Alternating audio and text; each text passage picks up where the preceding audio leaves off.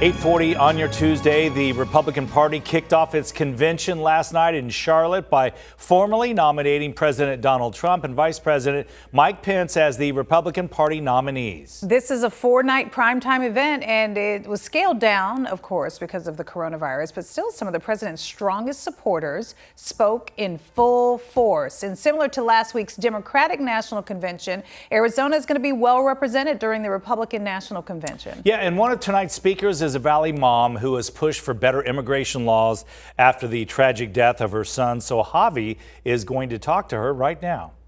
Yeah, Scott, it's hard to forget, but it was May 12th of 2014 that Ann Mendoza lost her son, Mesa Police Sergeant Brandon Mendoza, after he was killed in a head-on crash on our Valley freeways. The driver, Raul Silva Corona, an undocumented immigrant, was driving the wrong way and his blood alcohol content was 3 times the legal limit.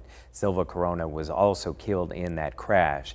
Now, since Ann Mendoza has advocated against illegal immigration and for stronger punishment against undocumented immigrants and says Silva Corona should have been deported after being convicted of several crimes in Colorado years prior. So Ann Mendoza is set to speak tonight at the Republican National Convention.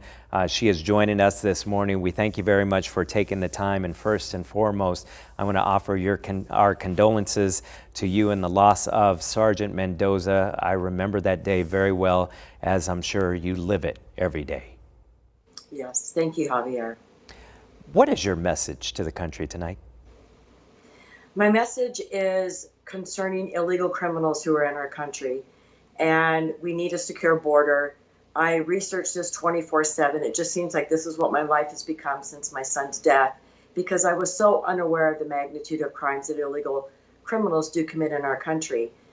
We do not have a secure border, and so a lot of these illegal criminals who are deported do come right back over the border, and some of them are 15, 16, 22 times, and they continually repeat crimes in our country because this is a land of opportunity to them.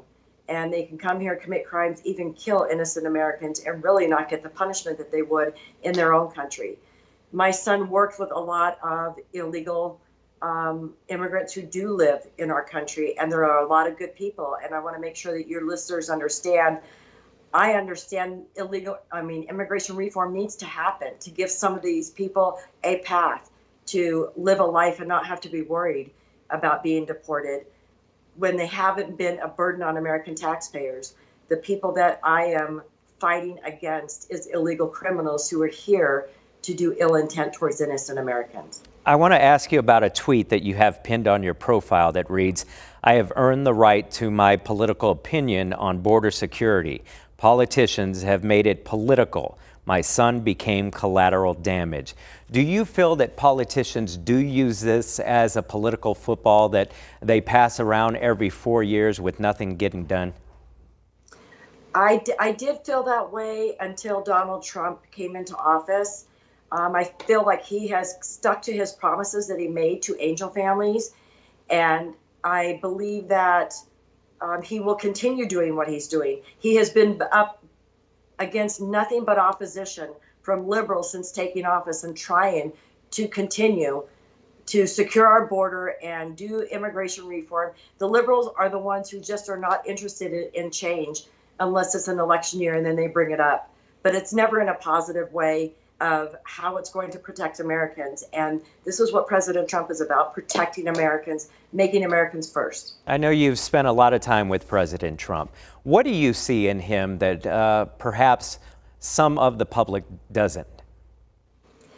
The president has a heart of gold. He does care about American safety. He does remember my son's story every time that I see him.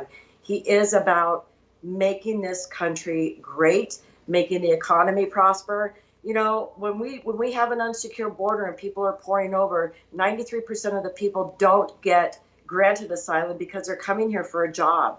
And in the economy, with the economy building itself back up now after this COVID pandemic, those jobs need to be going to deserving Americans who need that money in order to make a safe haven for their family and know that they're financially sound right now. And so this is another reason why we need to keep our borders secure.